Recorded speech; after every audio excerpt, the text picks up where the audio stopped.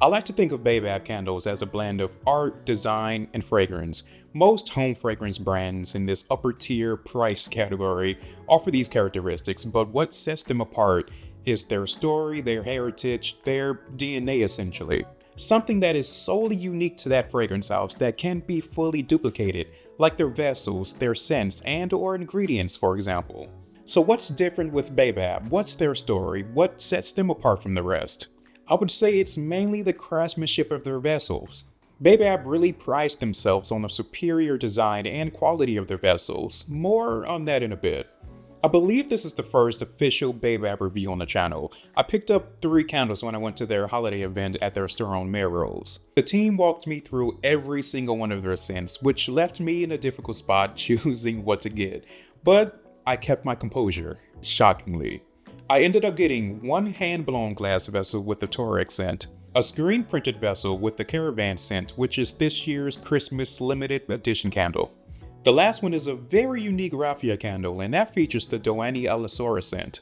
All 3 of these candles are in their max 10 size, which is about 45-46 ounces.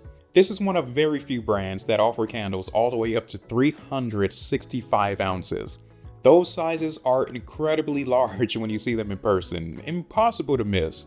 Let me know if you're a fan of Baobab in the comments and what's your favorite scent.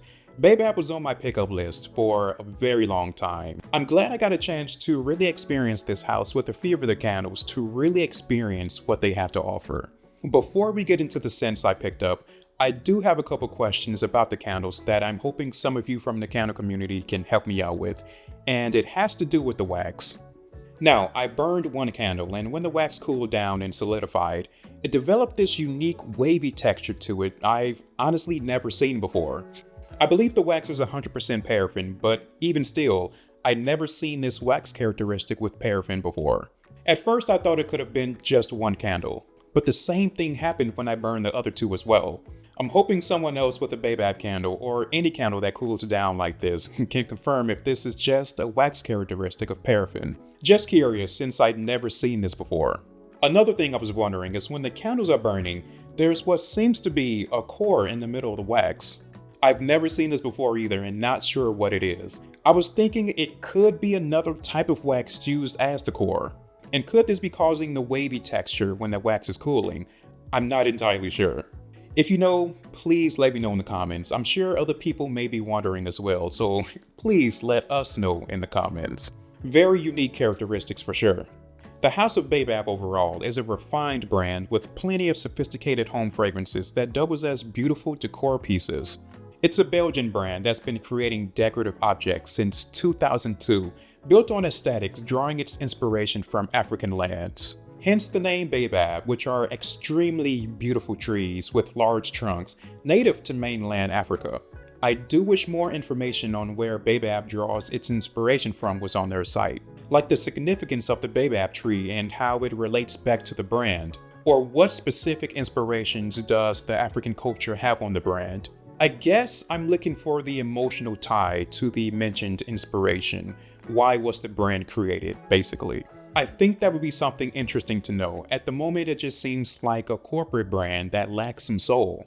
I want to read the story of the brand and feel the emotion of the creation. I want to experience the thought process and how this brand came to be. Disclaimer, this is just my personal opinion. Should go without saying, but the internet is like the Wild Wild West sometimes. Now when it comes to the candles, the burning experiences I've been getting is more than ideal with very strong burns.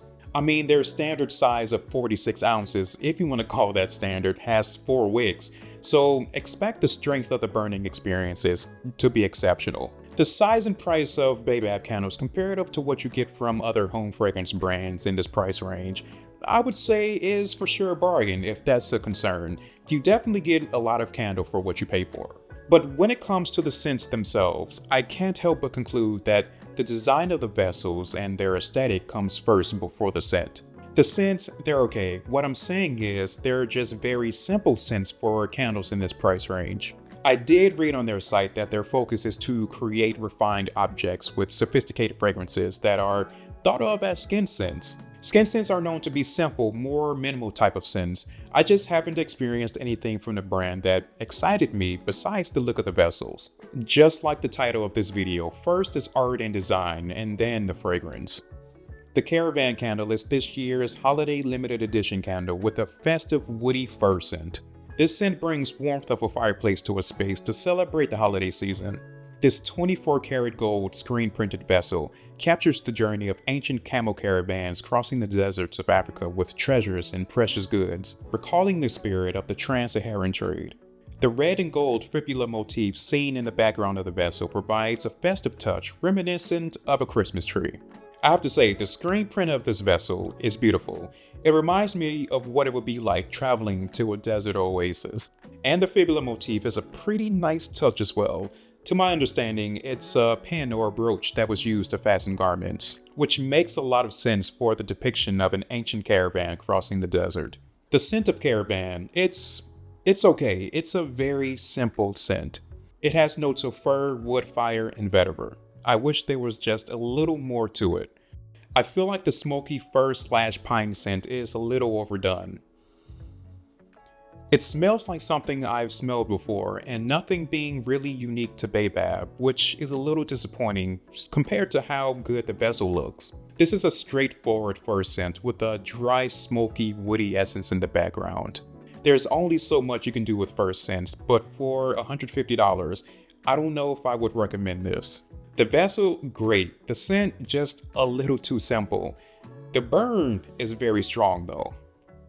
Now, take a look at this beautiful hand-blown glass vessel called the Feathers of Tuareg, referencing the majestic garments of the Tuareg. The craftsmanship of this vessel is well done. The vibrancy of this blue hue on the inner strands of glass is supposed to represent a feathered tribal effect. I noticed the larger the vessel is, the more impact the blue strands of glass has. Forgot to mention I was able to get these candles engraved when I went to the holiday event. A nice personalized touch, if you will. When I seen this vessel in person, I already knew this is one I was going to buy. It caught my eye as soon as I walked in the store. And then I found out jasmine was one of the notes, which solidified my decision. The scent of Tuareg is made to conjure visions of festive evenings sipping tea with notes of mint, jasmine, and mate. If you know what Abdel Kadir smells like from Chudan, then this is a very light version of that. Tuareg is exactly like an herbaceous minty jasmine tea. A very light aroma. When burning, it still has that light tea essence, but the strength of the candle will carry the scent to every corner of the room. The notes of mint and mate is at the forefront of the scent, but it isn't extremely herbaceous or overpowering, thanks to a nice musky jasmine providing a grounding essence. This is honestly a good scent. It's simple, I do need a little more from the scent profile, but overall, it's a good scent with a good strong burning experience. Or maybe it's just my love for jasmine, but again, the burn from this is strong with more of that minty jasmine tea aroma. I also want to point out, the larger sizes of this candle are the ones to get for that amazing deep blue hue to the vessels that make more of a statement when sitting out in a space. The raffia covered vessel of the Douani El Asor candle is my favorite out of these three. This is the one that feels like there is potentially more life to it from the vessel to the scent. The raffia cover on the vessel alone is pure craftsmanship, or should I say pure craftswomanship. The raffia you see on the candle is an endemic plant species harvested every year. First, the leaves are dried, then they're cut into strips for dyeing and crocheting by the Women's Cooperative of Madagascar, who has been weaving the raffia candles for Baobab for the past 8 years. This very initiative enables women to make a living and send their children to school. The beige raffia on the Alasora candle is an aboriginal motif representing sacred sites in Africa. This is what I'm talking about. This is what I'm looking for. Emotion, impact, meaningful. The scent, however, falls short, but it still has some life to it with orchid, softflower, and ylang ylang. I know Baobab says these are like skin scents, but I can't help but feel that's an excuse for making such simple scents. The vessels, they just look so good. I just wish more effort was put into the scents themselves. This scent really has some life to it. The base, it's already there. It's just missing that impactful touch to match such a beautiful vessel. I really want to feel excited to burn this, but I just find myself looking at the vessel more. It's still my favorite out of these three scents, it's just missing personality to the scent. The Ylang Ylang is very beautiful in this. It provides that musky, jasmine-like essence, and the Soulflower provides a subtle, salty mineral touch to the background that I really like paired with the Ylang Ylang. This is like a warm summer's day overlooking the ocean from the terrace that's lined with white florals of Ylang Ylang and jasmine. I really do love that Ylang Ylang in this. Such a beautiful note. The orchid note is nowhere to be found in this, honestly. This is very Ylang Ylang forward with a subtle touch of Soulflower.